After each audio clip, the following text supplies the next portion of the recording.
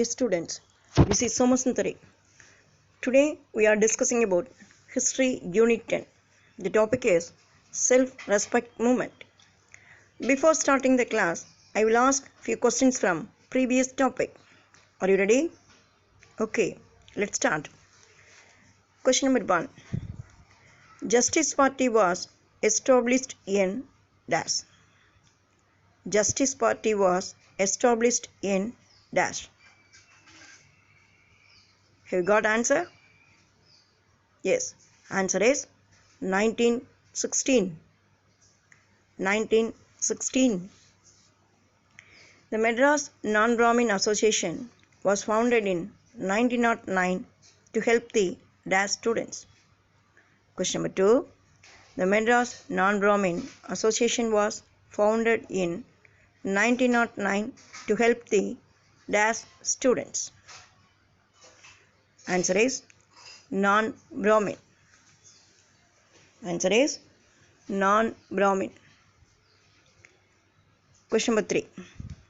South Indian Liberal Federation is otherwise known as dash. South Indian Liberal Federation is otherwise known as dash. Answer is Justice Party. Justice Party. Question number 4. Justice Party failed in dash year. Justice Party failed in dash year. Answer is 1937. 1937. Question number 5. In 1921, the Justice Party granted women the right to dash. In 1921, the Justice Party granted women the right to dash. Answer is vote. Children, I hope you are all got correct answer, isn't it? Well done. Children, now we are discussing today's topic, self-respect movement. The self-respect movement, while critiquing the then prevailing social, political and economic relations, introduced a program of non-Brahmin uplift in Tamil Nadu. The movement was concerned with the marginalized sections of the society and criticized Brahminism and the cultural hegemony of the Brahmin. It advocated a casteless society devoid of rituals and differences based on birth. The movement declared rationality and self-respect as the birthright of all human beings and held this as more important than self-rule. The movement declared illiteracy as a source for women's subordination and promoted compulsory elementary education for all. It campaigned for the empowerment of women and questioned the superstitious beliefs in the society. The movement demanded women's emancipation, deplored superstitions, and emphasized rationality. The movement also advocated self-respect marriage. Race was central to self-respect concept, which argued that the non-Brahmin Dravidian people had been systematically subjected by Aryan Brahmins over the course of their long history. The self-respect movement championed not only the cause of the non-Brahmin Hindus but also that of the Muslims. The self-respect movement extolled the lofty principles of Islam such as equality and brotherhood. They exhorted the Muslims to admit into their fold their depressed sections of the Hindu society in order that they might enjoy the equality and brotherhood of Islam. Muslim elite considered the Tamil Muslims as Dravidians. Yet, Periyar did not hesitate to attack certain customs like wearing of barda by Muslim women. He wanted the Dravidian Muslims to follow Mustafa Kamal Baksha of Turkey, and Amanullah of Afghanistan, who initiated reforms in Islamic society. Children, now we are discussing Periyar Ivera. Erode Venkatappa Ramaswamy, commonly known as Periyar, also referred to as Thandai Periyar, was an Indian social activist and politician who started self-respect movement and Dravida Kalaham. He is known as the father of Dravidian movement. He was born in 17th September 1879 at Erode. He did notable work against Brahmanical dominance and gender and caste inequality in Tamil Nadu. Periyar E.V. Ramaswamy was founder of self-respect movement. Who was the founder of self-respect movement? Periyar E.V. Ramaswamy. He was son of the wealthy businessman in Erode, Venkatappa and Chinnatayammal. Though possessing little formal education, he engaged in critical discussions with scholars who used to be patronized by his devout father. As a young man, he once ran away from home and spent many months in Varanasi and other religious centers. His first-hand experience of orthodox Hindu religion led to his disillusionment with religion. On his return, he took care of his family business for some years. His selfless public service and for rightness made him a popular personality. He held different official positions of Erode that include the chairmanship of municipal council. In the context of the rise of the non-Brahmin Justice Party after 1917, the Congress inducted non-Brahmin leaders such as Periyar and Vadarajulu at the initiative of C. Rajaji. Periyar resigned all the government positions to support the non-cooperation movement in 1922. He gave up his profitable business and became an active member of the Congress. He promoted khadi and sold it on the streets of Tamil Nadu. He cut down 500 coconut trees in his farm to support the Combine for Profession. He held the positions of Secretary and President of Tamil Nadu Congress Committee. As President of Tamil Nadu Congress Committee, Periyar proposed the resolution regarding the right of untouchables to temple entry. In the name of caste dharma, the lower caste, people were denied access to the temple and the streets surrounding the temple. In Vaikom, the town of the princely state of Thiruvangor and present-day Kerala, the Thiruvangor people protested against this practice. In the initial stage, George Joseph of Madurai played big role. After the local leaders were arrested, Periyar led the movement and was imprisoned. People hailed him Vaikom hero. In the meantime, he was disturbed by the caste-based discrimination in the dining hall at the Cheran Mahadevi Gurukulam, which was run by B.V. Subramanian with the financial support of Tamil Nadu Congress Committee. Periyar was disappointed when, despite his objections and protest against the discrimination, the Congress continued to support the inequalities practiced in the Gurukulam. Periyar was keen on the introduction of reservation in representative bodies such as the Legislative Council for non-Brahmins. He wanted to pass the resolution in the annual conference of the Tamil Nadu Congress Committee in 1925 as its conjurum session, but in vain. Congress inability in addresses this concern made him quit the Congress in 1925. Following his disillusionment, Periyar started the self-respect movement in 1925. When was Periyar started self-respect movement? The answer is 1925. Periyar understood the relevance of mass communication in spreading rationalist through.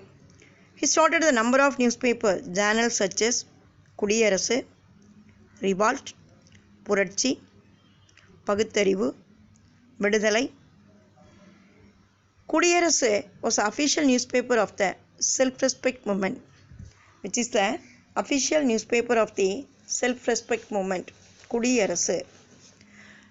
It brought out the multiple voices in ideas of non-Brahmins, women and religious minorities.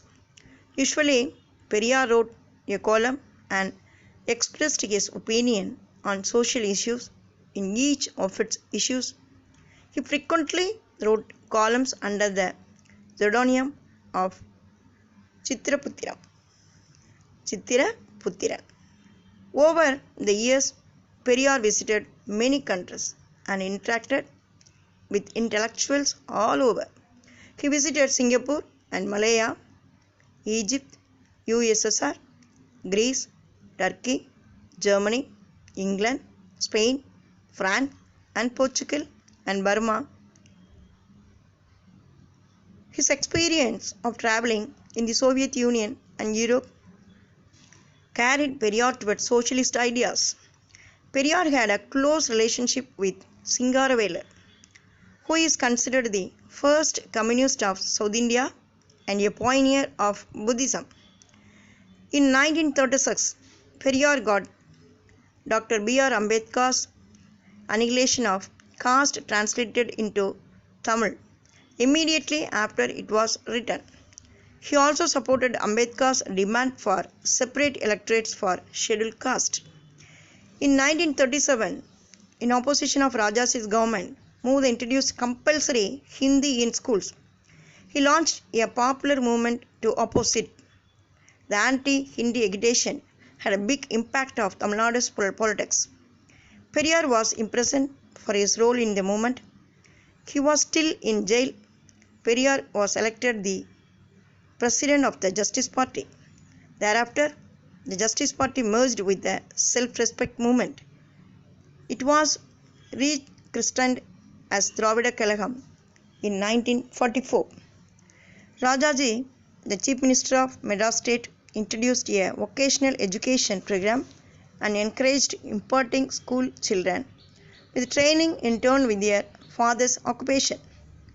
Periyar criticized in a Kulakalvi Thittam. What is the meaning of Kulakalvi Thittam? It's a caste-based educational scheme and opposed his tooth and nail. His campaigns against the led to the resignation of Rajaji. K. Kamaraj became the Chief Minister of Madras State. Periyar died at the age of 94. His moral remains were buried at Periyar Thidal, Madras.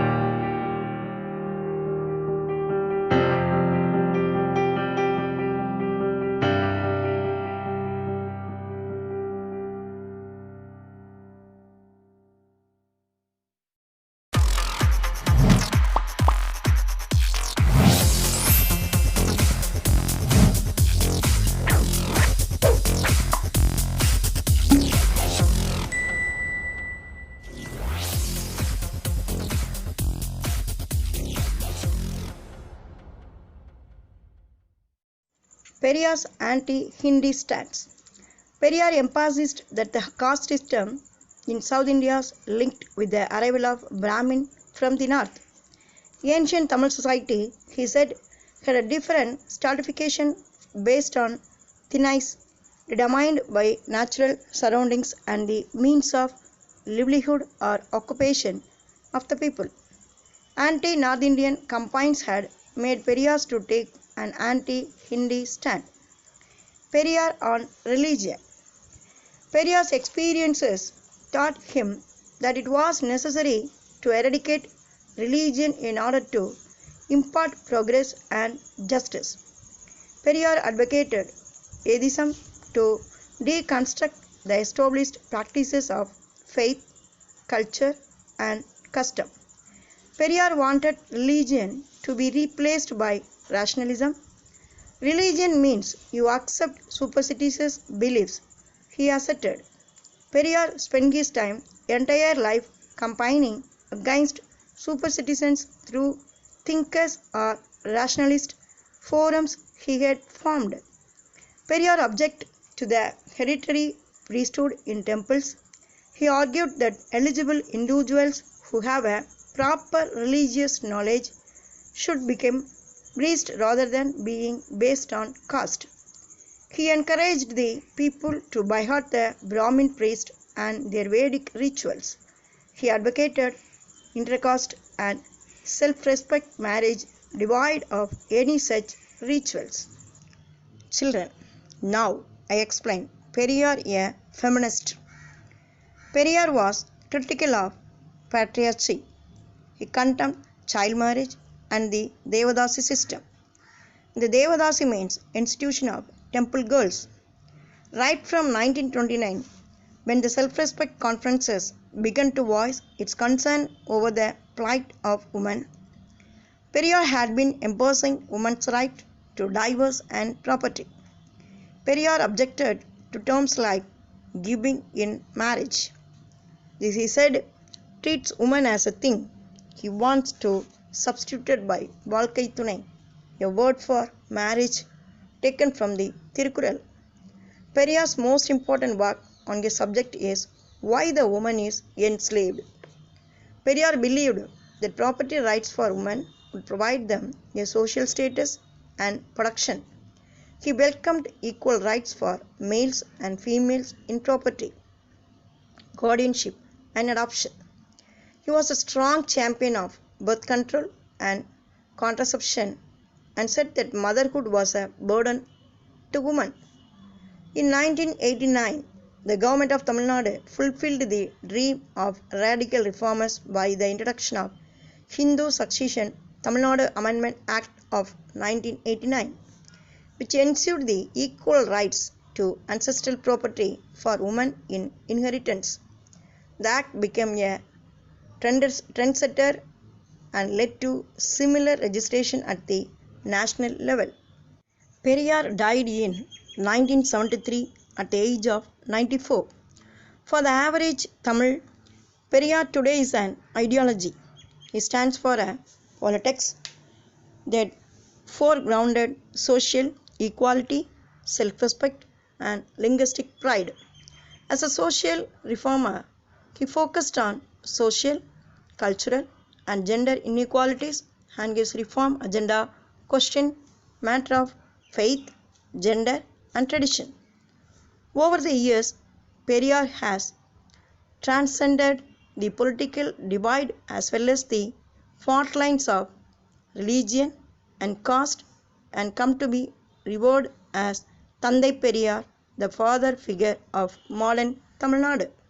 Students, now I explain Rattamallai Srinivasan.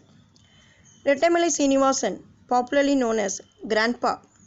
He was born in 1859 at Kanjipuram. He fought for social justice, equality, and civil rights of the marginalized in caste order. He was honored with such titles of Ra Sahib, Ra Bahadur, and Diwan Bahadur for his selfless social services. His autobiography, GBS Sarida Surikam, published in 1939, is one of the earliest autobiographers. Rattamale Srinivasan, who had experienced the horrors of untouchability, worked for the progress of the deprived caste. He founded the Adi Dravida Mahajana Sabha in 1893. He served as president of the Scheduled Caste Federation and the Madras Provincial Depressed Classes Federation. He constantly engaged in discussion with leaders of the Indian National Congress and the Justice Party on questions involving the depressed caste. Rattamale Srinivasan met Gandhi in South Africa and was closely associated with him. He became the member of Madras Legislative Council in 1923 and influenced the Justice Party to take affirmative action to safeguard the interest of the depressed and deprived sections of the society. A close associate of Dr. B.R. Ambedkar, he participated in the first and second roundtable conferences held in London and voiced the opinion of the marginalized sections of the society. He was signatory to the Pune Pact of 1932. Children, next we are discussing M.C. Raja. Mailai Chinnathampi Raja, popularly known as M.C. Raja, was one of the prominent leaders from the depressed class. Raja started his career as a teacher and wrote different textbooks for schools and colleges. He was one of the founding members of South Indian Liberal Federation. He became the first elected legislative council member from the depressed classes in Madras province. He functioned as the deputy leader of Justice Party in the Madras Legislative Council. Later, he left the Justice Party. M.C. Raja demanded abolition of untouchability and organized a number of political meetings and conferences for the untouchable caste to have access to public wells and bathways to burial grounds. In addition, he advocated the use of such as terms Adi Dravida and Adi Andhra. In 1928, he founded the All India Depressed Classes Association and was its long-time leader. Raja had earlier called for separate electorate, but after the Pune Pact, he supported the idea of joint electorates. Okay, children, now we are going to end of this session. I hope you are all understanding today's topic, isn't it? Yes, well done. Students, you must read the topic 2 times. Tomorrow I will ask a few questions from today's topic. Don't forget it. So revise properly. Thank you children. See you next class.